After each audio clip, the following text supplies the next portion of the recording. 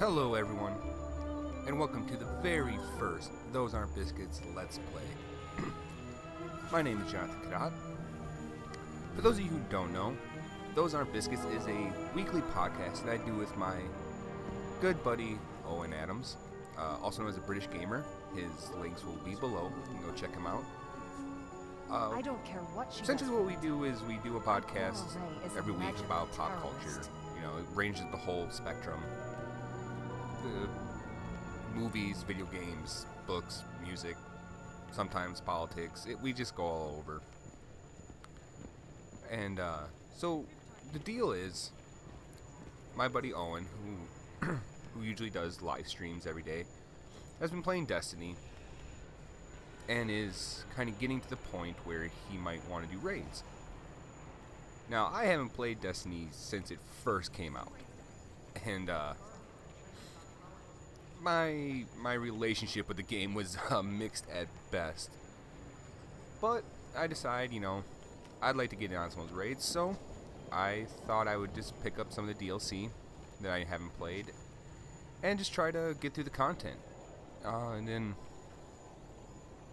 you know, do those. And why not just record that shit? So I'm doing the House of Wolves DLC right now. Tell me And, about your city. I've already done the first mission, and I did the little patrol thing where I had to collect 100 ship links or whatever the hell they were. And I did record that, but it didn't really work out too well. So I figured I might as well just start here. Basically, my first thing up, I have to talk to this handsome devil right here. I mean, look at that sexy beast. And then we'll get on with it. So let's see what this guy has to say, huh? Skolas is prey, not Oh, easily cornered. if you're not aware of what's going on in the House of Wolves thing, basically this asshole Skolas here is fucking shit up. He calls himself the Kell of Kells, right? Which, that's cool. And kind of curious who the Keenan of Keenans are. Oh, wouldn't that be great? Just the next DLC is just Keenan Thompson, like, skinned over all like the Cabal or something. And it's, I don't know. That sounds amazing to me. So let's see here. Talk to Varric. Stolas his prey, not easily cornered. We now face the Silent Fang expert assassins and follow their scent to Earth. Cool. Silent Fang, expert assassins. Follow their scent to Earth. Yeah, I just read that. Why didn't you just say that in the first place? Make me read. Kill the wolves. Oh, okay. So now I have to go over to talk to this person. Why didn't you just make it... Oh, see, stuff like this always drives me insane. Where it's like, oh yeah, go talk to this person. They're gonna say like one sentence and then send you over to this person. What do you know about the House of... Alright. What do you We're got? going up against the Silent Fang? I've been waiting for this. You're gonna be sitting your happy ass here on the reef. I'm gonna be over there shooting shit. Oh, I bet you fought the Fang before. Is that how this happened? I'm sorry, that was insensitive. I'm sure, you know, that's a source of pain for you. I love your hair though. Good, man. That's a good hairstyle. Like the color. Well done. Yeah, sure. They're tough. We're tougher. Let's take them on. Boom. I've fought the Fang before, Guardian. They're tough, but we're tougher. Let's take them on. All right. All right. So that's Goodbye, taken care Guardian. of. So what am I actually doing here?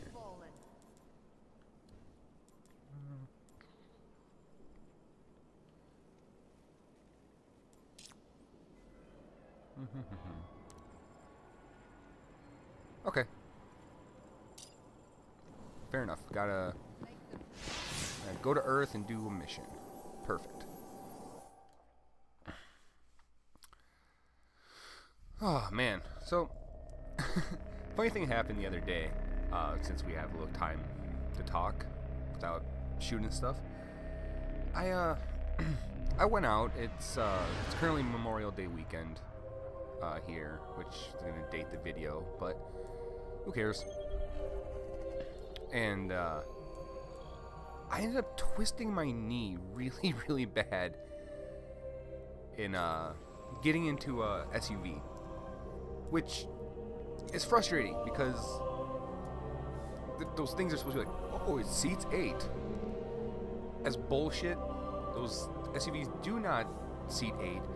Like, they should just modify them and say, Before oh, I it seats earned my post as the Queen's two normal emissary, adults. I served her in the Reef And then, Wars. The Silent Fang are assassins, like, killers, for real charmers. like small children. During or the like, war, they went it after seats our 8, commanders. They'll do the assuming no one has same to the legs. House of Devils. Right? Oh, Varix God, and I know all hurts their so tricks. bad. We'll get him. Well, some of them are tricks. So are there tricks? Stand there, jump side to side, and let me shoot them in the head. We think they're gathering at the Cosmodrome gates. Best we find them before they do what they do best. Watch your back. Okay. What do they do best? You're leaving out some key information here, woman. In the war, I led an attack on the Fang during the Cybele Uprising. We managed to kill or capture most of them. Only reason we won, I think. That's usually how that goes.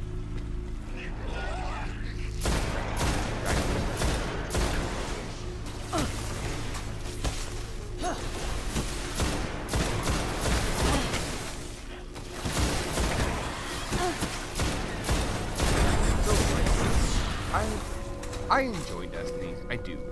I think the gameplay is really good. I mean, the shooting is probably the best or some of the best out there in terms of video games. Like, it's tight, it's controlled, it's fun.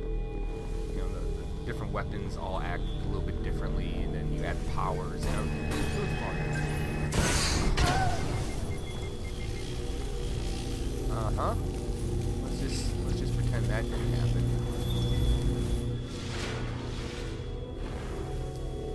But I think, like most people, my issues with Destiny are absolutely story-based.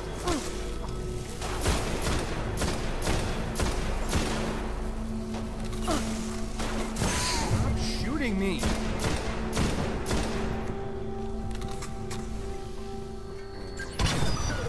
Jump!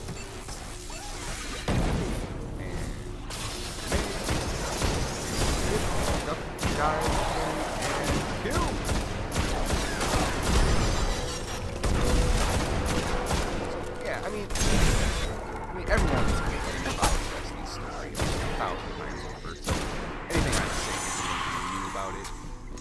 But that's not gonna stop me. Like, Bungie. Varix, why have the Devils deployed so many traps? Like, Devils can detect comm signals as well as we can. They know the wolves have their scent. Like the world's greatest story. But it was coherent, and it was deep. And electric semen cloud, go away. But it was full-fledged, and it was fully realized. And you know, it spawned books and side content and whatnot.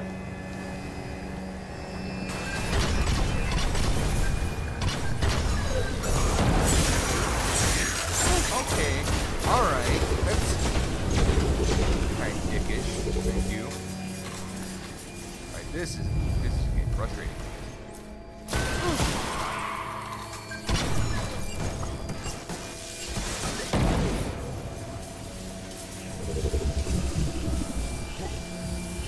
That's all the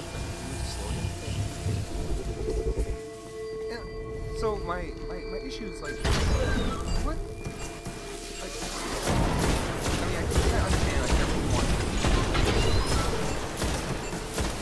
Everyone wants to kind of do something new. We always want to be first with becomes like a new story structure. And The Fang probably helped Skolos escape. But rumor has it the Queen gave him to the Nine. How did the Fang get Skolos past them? Well, the Nine. We're detecting... Yes. Wolf comms just beyond the wall. That has to be the Fang. Eyes up, Guardian. Got it. What am I looking for? So, right there. They're like, oh, we gave them to the Nine. We're gonna tell you who the Nine are? No. But maybe find the Grimoire card. It's the same thing that I issue like the Dark Souls game, which me and my podcast partner,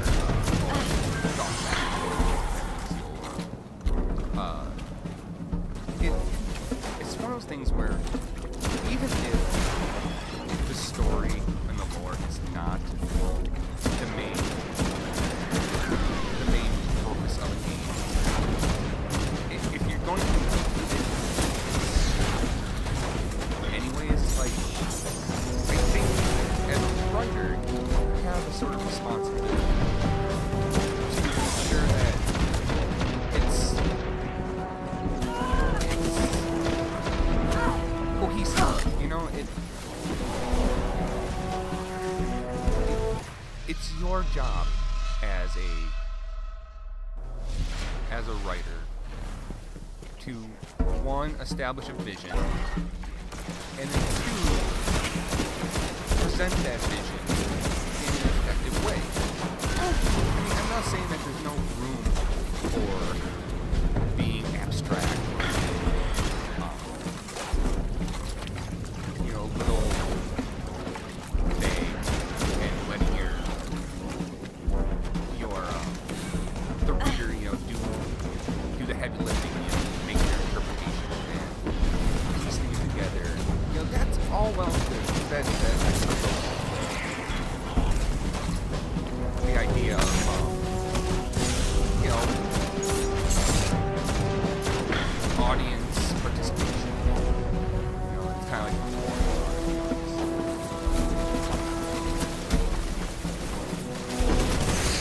I'm trying to make a point here, people. Especially. I don't know what it is about you, but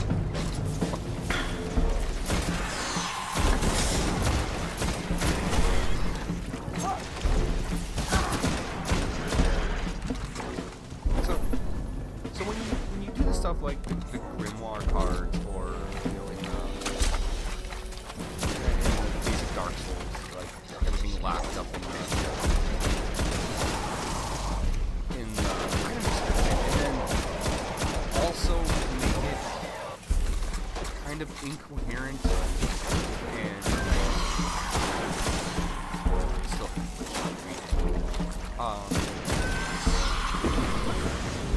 but when you're already separating your vision with like an obstacle, you know, when you have to collect things or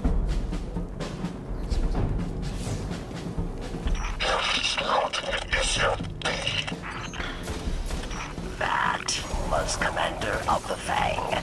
He just called you well, it was an insult. Fuck you, man. One thing we're trying to kill each other, we're not even beat them. Double, nail one. So back to the point. If you're already separating your lore from your audience by gameplay obstacles,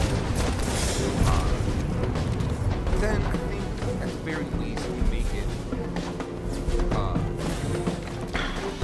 comprehensive. It make the lore then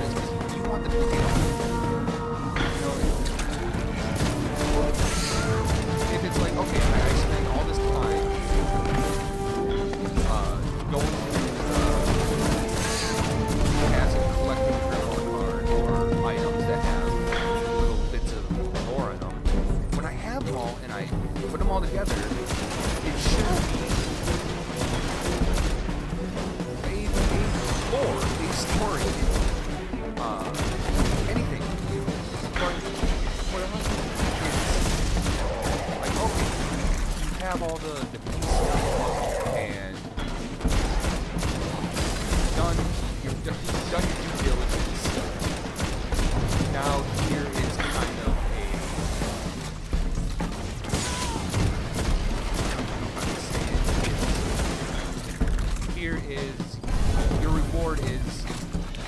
Nice work. You denied Skolos the House of Devils.